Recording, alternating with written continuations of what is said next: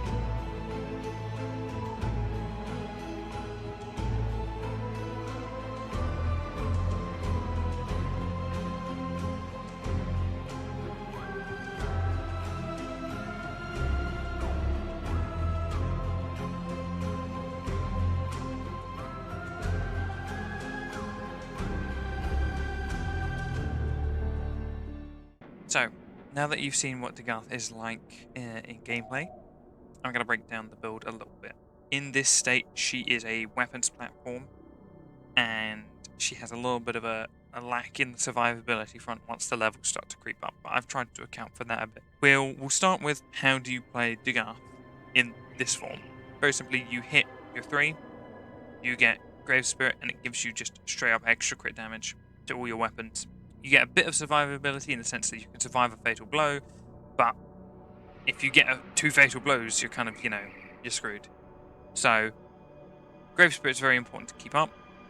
And then you just cycle Doom and Ward Scythes.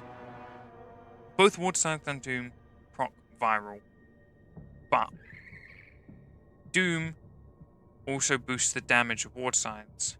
So this is a very easy way to just cover everything in viral, as well as redirecting damage and spreading the Doom effect. It's part and parcel of getting Dagath to just continuously do enormous amounts of damage.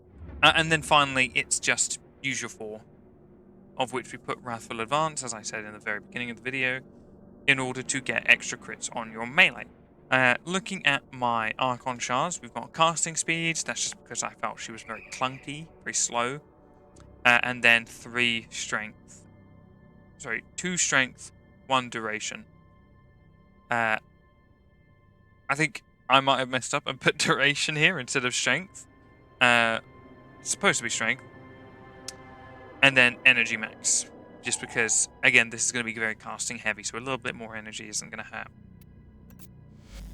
As for the build itself, this build is just a very boring strength build. Strength and range, not really much else. The main features of the build come from the fact that we're using catalyzing shields to make use of shield gating, rolling guard for some more survivability, Molt Reconstruct for additional survivability, if you don't know what Molt Reconstruct does, and then Prime Sure-Footed, again, for survivability in a sense. It prevents you from getting exposed to loads of attacks whilst you're staggered. Not really over the top. Augmented's also there to be your conditional to scale the amount of damage that you're doing up the longer you're in a mission.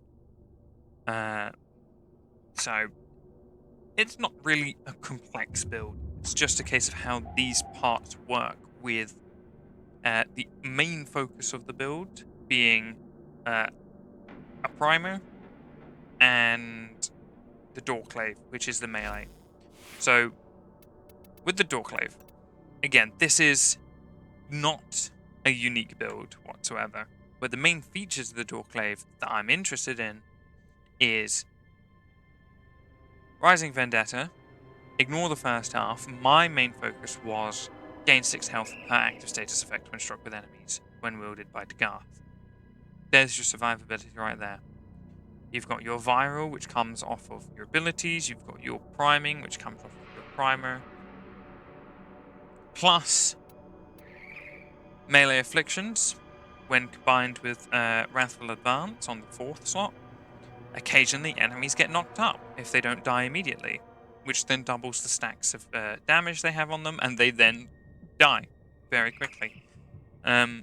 So you can kind of see how everything works together here. And now for what kind of primer to use, I personally on this one have 2, just because I like both of them. There's no harm in having both, because on its own, the Cedo is also a very good weapon. But I have the Cedo for priming. I'll show the build off here, not very overly complex. Got Blight, you know, acceleration, yada yada. Nothing super special. And then the mainstay, the carry, the one that's probably doing most of the damage in the high levels of the build, the Nautilus. Oh, why are you using the Nautilus? Yeah, well, it's just a good sentinel. Yeah, well, it's kind of cheesy. It is really meta. Yeah, well, you know, you kind of want to scale for meta eventually. Don't get me wrong, using meta all the time is kind of cringe. I'm not a fan of it. That's why, as you can see, I have a secondary that is just here for, and I think I said this before, style points. But I'll get into Nautilus now quickly. Nautilus is your grouping and priming sentinel. Does a lot of damage when done correctly. It also has, I think I forgot to highlight it, we should have Duplex Bond here. So again, the very casting heavy Warframe, Duplex Bond will proc a lot. And so you get more Nautilus, more priming, more grouping, so on and so forth, more opportunities to use your melee. As for the style points of this build, so as I said before, this build was an idea given to me by one of my D&D players, and I've mentioned this before. I do a Warframe inspired / based upon D&D game, and 2 of those 5 players that I run it for, they never played Warframe. They very recently picked up the game, and so the Sepulcrum is in fact that player's weapon in the game. They have a rhythm for it, and have created some custom mechanics to make the weapon work very well. But I thought that since this build is inspired by them, designed for them, I would make this weapon fit. And so what we have here is a build with, yes, a ribbon. That's kind of the only way I could really push this to its extreme. But it is very based upon the condition of hitting headshots. And it works well with the other 2 mechanics of Doom and Warding Scythe to also get the vulnerability on the enemies you need to do decent damage. It is the weakest link. Don't get me wrong. I probably could do this better. But I can't, in my mind's eye, honestly think of a way to push this gun any further than what it's at right now. I'll show you the ribbon. It's probably the only time I'm going to own this ribbon is to show it off to you, because once my player gets access to the gun, I'm going to trade this to them. Because I like the gun, don't get me wrong, but I don't need it. I'm not going to use it. I'll probably swap the secondary out for something else that I find a little bit more fun, because this is the style choice. But with that being said, you've seen all the builds. You can imagine how it all works together. I'm going to head to the Simulacrum, and I'm going to show off what it feels like actually using the abilities. So, here we are in the Simulacrum. I have taken the Nautilus off because I just want to show specifically the main gameplay that you as the player will be experiencing.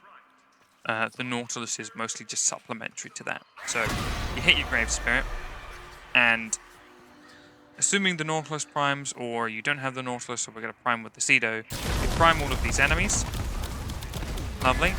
Doom, Warding Scythe, and then you tier your 4. There we go. Nice and easy. This cycle is kind of what you end up using and reusing every time you enter a mission or you fight any kind of enemy, really. I'm pretty sure this works on the Murmur as well, from my testing. We'll quickly show off how the Sepulcrum also works in this setting. So as you can see, it's pretty, compared to the Dorrclave, it's pretty weak, relatively. But with primary Deadhead, secondary Deadhead, eventually the weapon's strength does start to ramp up. But the only downside now is its reload speed. But alas, what can be done? Ideally, eventually you would be able to get some headshots as well. Like this isn't, like I said, this isn't the strongest weapon in the loadout at all. Arguably, that is definitely the Dorrclave, and things like the Cedo will definitely outperform as a primary weapon. Even if you are just aiming for headshots, then the Sepulcrum. But I just do think it is a fun little style choice that is quite nice. If I quickly go and re-equip Nautilus to kind of show you exactly what you'd be experiencing. And I'm going to have to do this very quickly, so I apologize if I'm not able to catch everything that's going on. But you'd find enemies, you drop your 3, 2, your 1.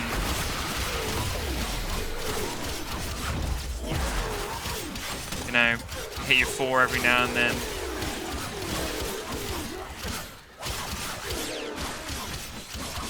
Again, not overly complex, so long as you are able to continue to proc enemies with Doom and keep your Wrathful Advance up. Just swinging your melee around will work. The other 2 weapons in this build are mostly there for that ranged versatility, as well as a little bit of extra priming and style points. But yes, I hope you enjoyed this look at what my newbie player that I'm helping get into the game concocted on a first visit to the Warframes page on the Codex. I think it's quite insightful to see what somebody can actually do when they look at the game and they actually pay attention to what features are available to them and not just, you know, completely ignoring it and saying, oh, this is too complicated for me. I'll just take guides from somebody else. Don't get me wrong, not everybody has time to try and figure out how all of this stuff is supposed to work together, so I'm not trying to belittle you by saying, I'm just going to take it from somebody else. You're more than welcome to. It's within your right as a player. But if you're worried about getting into modding, you're getting into like builds and loadouts and stuff, don't play it up. It is just a learning curve. I still have places where I can learn and grow. You as a new person, a new player trying to learn how to mod will have areas to learn and grow. And eventually, somebody who knows more will mention a strange interaction between 2 different things, and then that will become the new meta for something that you've been using or modding or trying to get good for the longest of time. So don't beat yourself down. This game is constantly evolving, and with the new quest coming out soon, hopefully that will also provide you with some insight to how to mod. And that'll be a shame for me because there'll be less uses for videos like this, but alas, what can I do? But yeah, I hope you enjoyed. I'm still working on Ash fully loaded, so I will show off Ash soon-ish. And then I will probably either continue by doing either Warframes I'm really enjoying playing at the moment, or alphabetically, just because then it gives me something to work towards. But yeah, I'll see you later.